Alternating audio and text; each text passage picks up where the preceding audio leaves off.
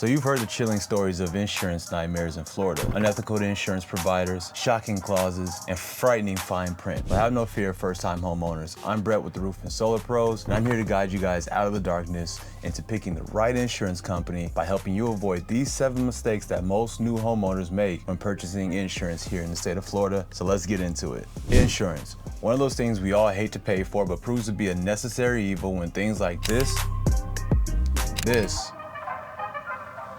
or this happens.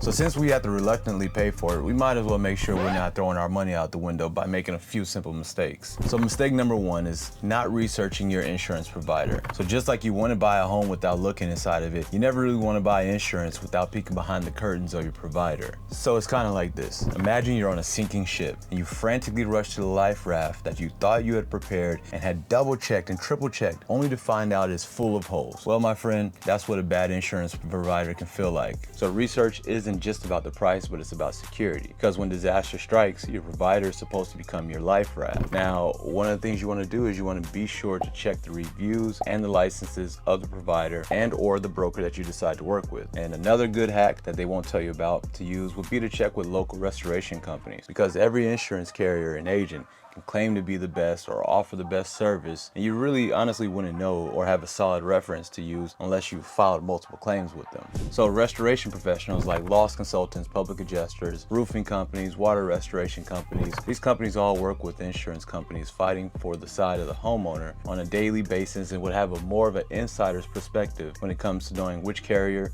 really carries their weight in gold. Number 2 is going to be not understanding what is or what is not covered. So believe it or not, what you don't know can actually hurt you, especially in the game of insurance. So in a place like Florida with its unpredictable weather patterns happening every single day, it's essential to know exactly what is covered. Not understanding your policy could be like packing your bags going on a hike only to find out halfway down the trail that all your water bottles got mixed up with vodka, so now you have no way of hydrating and getting back home. So double check your policy and make sure you're not caught off guard when a hurricane hits or when the sewers back up. So number 3 is going to be not considering insurance bundles.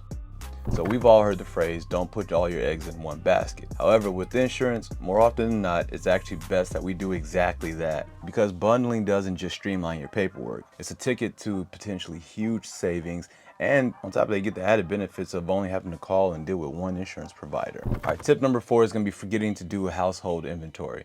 Now, as tedious as this may seem, writing down everything you own on a spreadsheet and keeping photos will help a great deal when it comes to filing a claim. Now, it'd be best to take a little bit of more time now on the front end and save a lot more time on the back end. And remember to document literally everything. Trust me, your future self will thank you. Number 5 is going to be not taking advantage of personal guidance.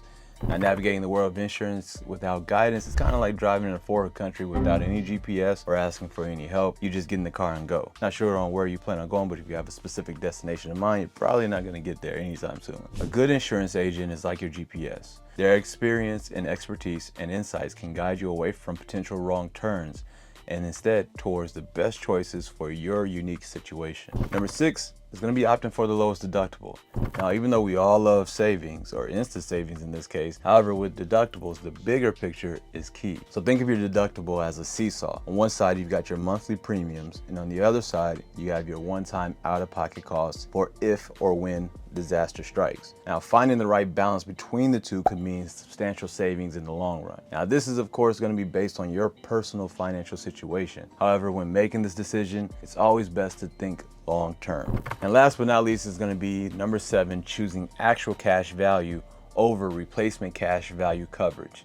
Now, God forbid something happens to your home in 10 years from now. Would you want things to be replaced with 10-year-old technology and materials, or with current technology and materials? So choosing replacement cost ensures that you move forward and not backward. To better explain this, here's a sample of a payout summary for one of our clients' claims. I'm going to go ahead and put it up here for you guys to follow along with me. Okay, so if you guys see where it says actual cash value, or ACV, it's a total of $37,109. Well, that's the value of our client's roof and the other work that needed to be done 15 years ago when it was last installed or brand new, right? But however, if you take a look and see where it says replacement cost value, or RCV, for $44,633. That's the estimated value of the roof and the interior restoration of the work as it has to be done today. Now, if he didn't have that RCV or that replacement cost value coverage in his policy, then the extra $7,524 difference will be coming out of his own pocket, since the contractor has to complete the work according to the city's building codes. After all, when replacing damaged items,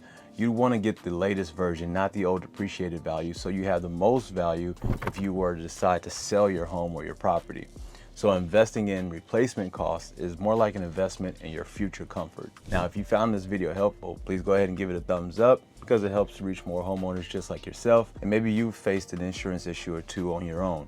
If so, go ahead and share your story down in the comments below, and we'll be sure to help out any way possible. Also, be sure to hit the subscribe button, as we'll be dropping more helpful tips for homeowners just like yourself from the inside of the restoration industry, so you guys can make a more well-informed decision for yourself moving forward.